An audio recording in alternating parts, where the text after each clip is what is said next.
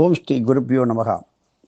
பெண்களுக்கான தினசரி இறை பணிகள், முக்கியமாக தினமும் காலையில் ஆணும் பெண்ணும் அவரவர்கள் தலையில் சிறிது எண்ணெயை தேய்த்து கொள்ள வேண்டும்.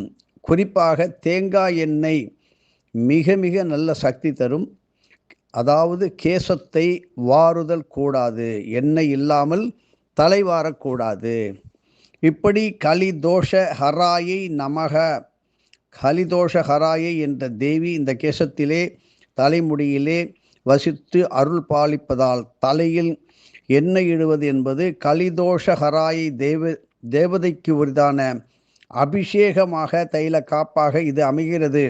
தேங்காய் எண்ணெய் உபயோகிப்பது மிக மிகவும் விசேஷமானதாகும். தேங்காய் எண்ணெய் கொண்டு அபிஷேகம் செய்து தைல காப்பிட்டு தினமும் காலையில் தலைக்கு தேங்காய் எண்ணெய் வருவோருக்கு பலவிதமான கலிகால தோஷங்களை உடனே நிவர்த்தி செய்யுமாறு வேண்டி ஸ்ரீதேவியிடம் இருந்து பல வரங்களை நமக்கு பெற்று தந்தார்.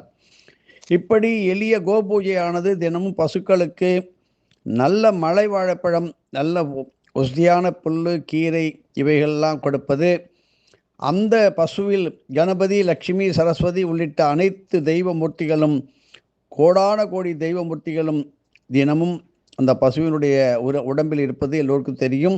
இப்படி தினமும் ஒரு வாயேனும் கீரை, தழை, வாழைப்பழம் ஏதேனும் நல்லவற்றை கொடுத்தால் இதுவே பெரும் பூஜையாக மலர்ந்து பெரும் புண்ணிய சக்தியாக, பெரும் பாதுகாப்பு கவசமாக பெண்களுக்கு வாழ்நாள் முழுவதும் உதவும்.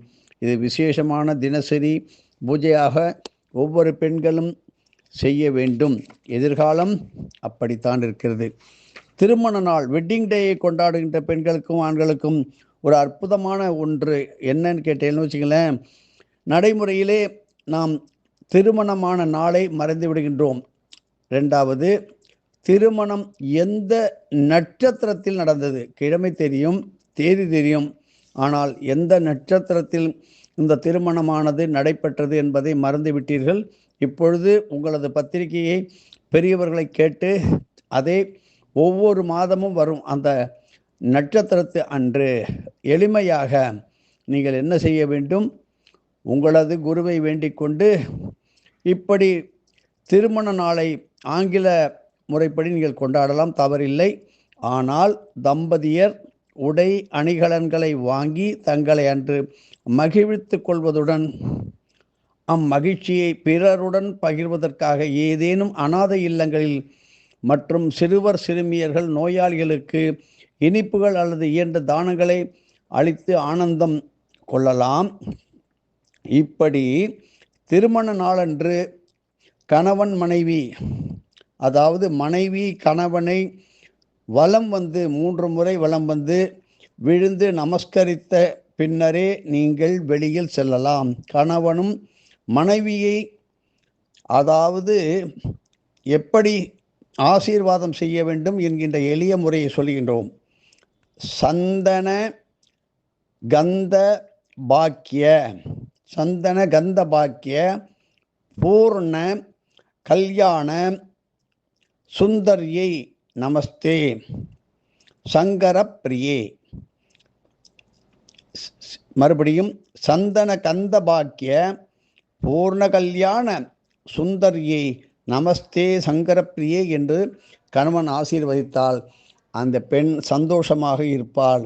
என்றும் ஒருவரை ஒருவர் விட்டு பிரியாமல் வாழ்வார்கள். 2 பேருக்கும் ஏதாவது சின்ன சின்ன கசப்பு, மனக்கசப்பு இருந்தாலும் அவை மாறி ஒற்றுமை மேன்மையடையும். ஆக அமைதியாகவும் இருப்பார்கள். ஒருவரை ஒருவர் நன்கு புரிந்து கொண்டு நன்றாக வாழ்வார்கள். பல லட்சம் பேர் திருமண நட்சத்திரத்தை மறந்து விட்டார்கள், தேதியை மட்டும் கொண்டாடுகின்றார்கள். ஒவ்வொரு மாதமும் திருமண நட்சத்திரத்தை எழுதி வைத்து கொண்டு இப்படி செய்யுங்கள். இப்படி நீங்கள் செய்யும்பொழுது பெண்களுக்கு அதி அற்புதமான நல்ல காரியங்கள் நடைபெறும். கணவன் வேலை இல்லாமல் இருக்கின்றானே, கஷ்டப்படுகின்றானே, என்னென்னமோ சொல்கின்றோம். இப்படிப்பட்ட நிலை மாறுவதற்கு நீங்கள் இதை செய்தால் கணவனும் கண்டிப்பாக இந்த ஸ்லோகத்தை, இந்த ஆசீர்வாத மந்திரம் வாழ்த்துதல் என்று சொல்லுமே, சந்தன